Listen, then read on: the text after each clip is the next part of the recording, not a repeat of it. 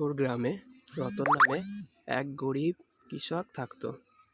তার পরিবার বলতে একটি মেয়ে, তার বউ ও তার বৃদ্ধ মা ও অসুস্থ বাবা বাস করত।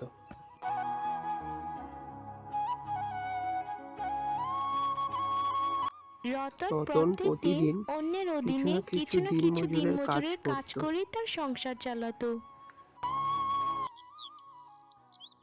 বৌমা, রতন কি কাজে চলে গেছে? তোমার শ্বশুরের শরীরটা আজকাল খুব খারাপ যাচ্ছে, ওষুধগুলো প্রায় শেষ হয়ে গেছে।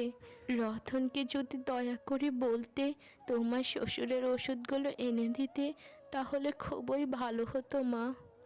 মা, বাবার ওষুধের কথা ওনার সম্পূর্ণ মনে আছে, আপনি একদম চিন্তা করবেন না। উনি আসলে ওষুধ নিয়েই আসবেন। আর আজকাল আপনার শরীরটাও তো ভালো যাচ্ছে না মা, তাই উনি বলেছেন আজকে কাজ থেকে ফিরে আসলে আপনাকে ডাক্তারের কাছে নিয়ে যাবে। মিনি গতকালকে বায়না করছিল ওকে নতুন জামা কিনে দেওয়ার জন্য। আমি কড়াভাবে বলে দিয়েছি যে এখন জামা কাপড় কিনা লাগবে না, আগে আপনাদের চিকিৎসা করাবো, তারপর সব কিছু। তুমি আমাদের কথা কত ভাবো বৌমা, তোমার মতো বৌমা পাওয়া আসলে ভাগ্যের ব্যাপার। প্রার্থনা করি তোমরা সারা জীবন সুখে থেকো, শান্তিতে থেকো। সংসারে তুমি যা রোজগার করো তাতে তো বাবার ওষুধের পেছনেই চলে যায়। বাড়তি যদি কিছু রোজগার করতে তাহলে মাকে ডাক্তারটাও দেখানো যেত। আর আমাদের খাওয়া দাওয়ার কথা তো বাদই দিলাম, একবেলা খেলে দুবেলা খেতে পাই না। আমি আর কি করব বলো গিন্নি, আমি তো মানুষ, অল্প মজুরিতে সারা দিন রাত খেটে যাচ্ছি।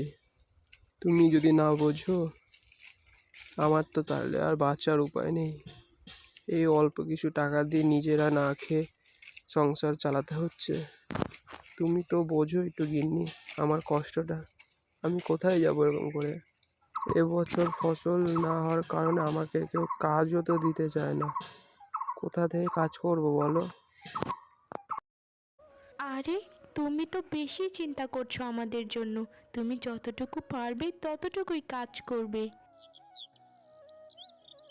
এরপর থেকে রতন আরো বেশি বেশি করে কাজ করতে শুরু করে। ভাবে সে বাড়িতেও তারা সারাতে পারছিল না।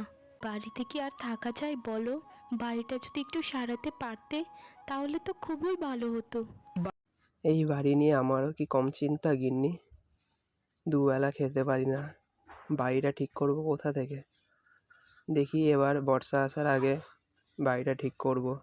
তুমি যদি একটু সাহায্য করো, বাড়িটা কিন্তু তাড়াতাড়ি ঠিক হয়ে যাবে। জানি না উপরওয়ালা আমাদেরকে কোন দিন একটু সুখ দিবে। এভাবে কষ্ট করে আর কত চলা যায়? সংসারটাতে সারাটা বছর টানাপোড়ান লেগেই থাকে। টাকার জন্য মেয়েটাকে আজ পর্যন্ত স্কুলে ভর্তি করতে পারলাম না। এত কেন চিন্তা করছো গিন্নি? দেখো, একদিন সুখ আমাদের নিশ্চয়ই উপরওয়ালা দিবেন। আমি তো কখনোই কারো ক্ষতি করিনি, তাই উপরওয়ালাও আমাকে কখনো ঠকাবেন না। তিনি নিশ্চয়ই আর পুরস্কার দিবেন। বৃষ্টির কথা বলতে না এভাবেই বেশ কিছুদিন কেটে যায়। একদিন সকালে রতন কাজের উদ্দেশ্যে ঘর থেকে বেরিয়ে যায়, কিন্তু সব জায়গায় খোঁজাখুঁজি করেও সে কোনো কাজ পাচ্ছিল না। সাহেব, আপনার কাছে কি কোনো কাজ হবে? একটা কাজের খুবই প্রয়োজন আমার। আমাদের কাজের জন্য যা লোকজনের প্রয়োজন ছিল সব লোকজনেরই জোগাড় হয়ে গেছে। এখন আপাতত আমার কাছে কোনো কাজ নেই, তুমি অন্য কোথাও দেখতে পারো। সব জায়গায় কাজের জন্য খুঁজেছি সাহেব, কোথাও কেউ কাজ দেয়নি। আপনাকে শেষ ভরসা মনে করে এলাম। এখন দেখা যায় আপনারও কাজে লোকের দরকার নেই। সাহেব, আমাকে কোনো না কোনো একটা কাজ দিন, না হলে আমার পরিবার না খেয়ে থাকবে। আসলে তোমাদের মতো দিনমজুরদের একটাই সমস্যা, ভালো কথা শুনতে পাও না। বললাম না কাজ নেই, যাও তো এখান থেকে। এখন আমার অনেক কাজ আছে।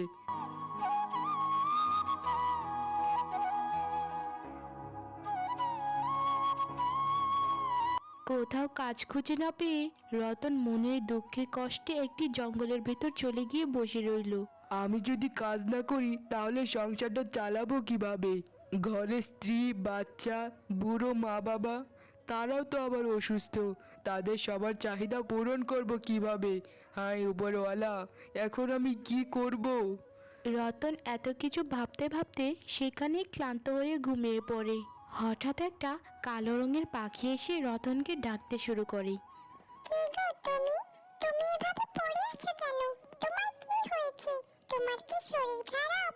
ওঠো, ওঠো বলছি। পাখিটাকে রতন তড়িঘড়ি করে উঠে পড়ে এবং বলতে শুরু করে, আমি এক হতভাগা দিনমজুর, সারাদিন ঘুরে ঘুরে একটাও কাজ খুঁজে পাইনি, তাই মনের দুঃখে কষ্টে জঙ্গলে এসে বসে আছি। বাড়িতে আমার ছোট্ট একটা বাচ্চা, বৃদ্ধ অসুস্থ মা বাবা রয়েছে, তাদের চাহিদা পূরণ করব কিভাবে সে ভেবেই তো আমি পাগল হয়ে যাচ্ছি। আরে তুমি এত চিন্তা করছো কেন? যারা সৎ পরিশ্রমী তাদের সাথে সবসময় উপরওয়ালাই থাকেন। তুমি এখানে একটু বসো, আমি এক্ষুনি চলে আসছি। এখান থেকে কোথাও যেও না কিন্তু। তারপর রতনকে বসিয়ে সেই অজানা নামক পাখিটি কোথায় যেন চলে যায়। কিছুক্ষণ পর সেই অজানা নামক পাখিটি একটি মোহরের থলি নিয়ে রতনের সামনে এসে দাঁড়ায়। তারপর সেই পাখিটি মোহরবর্তী বস্তাটি রতনকে দিয়ে দেয়। হঠাৎ আচমকা সেই পাখিটি একটি সুন্দর পরীতে পরিণত হয়। এটা দেখে রতন খুবই হতবাক হয়ে যায়। কে তুমি? তুমি হঠাৎ পাখি থেকে এরকম কিভাবে হয়ে গেলে? আমাকে তুমি ভয় পেও না, আমি এই জঙ্গলের একজন পরী ছিলাম। অনেকদিন আগে এই জঙ্গলে খেলতে খেলতে এক সাধুর ধ্যান ভঙ্গ করে ফেলেছিলাম।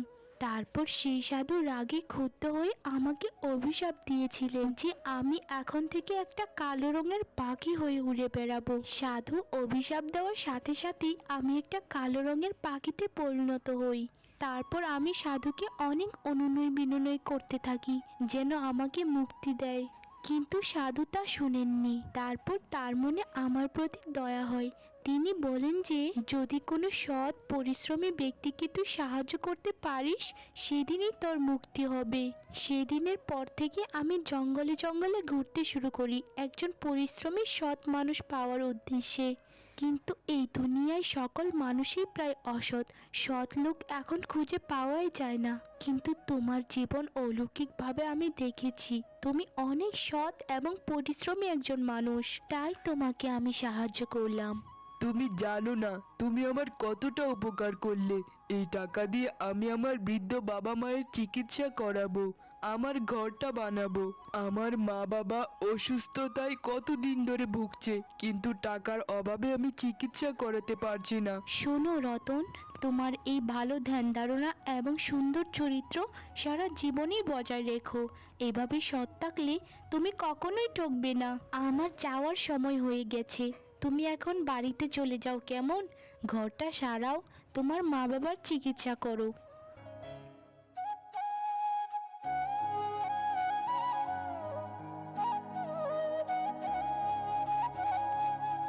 এরপর রতন তার ভাঙাচোরা বাড়িটি ভেঙে একটি ভালো নতুন বাড়ি তৈরি করে শহরে নিয়ে রতন তার বাবা মাকে বড় ডাক্তারের কাছে চিকিৎসা করায়। এতে রতনের বাবা মা সম্পূর্ণ সুস্থ হয়ে যায়। এরপর থেকে রতন এবং রতনের পরিবার হাসি খুশি জীবনযাপন করতে থাকে। সৎ এবং পরিশ্রমী মানুষের সাথে উপরওয়ালা সবসময় পাশে থাকেন। তাই আমাদের উচিত সবসময় সৎ এবং পরিশ্রমী থাকা।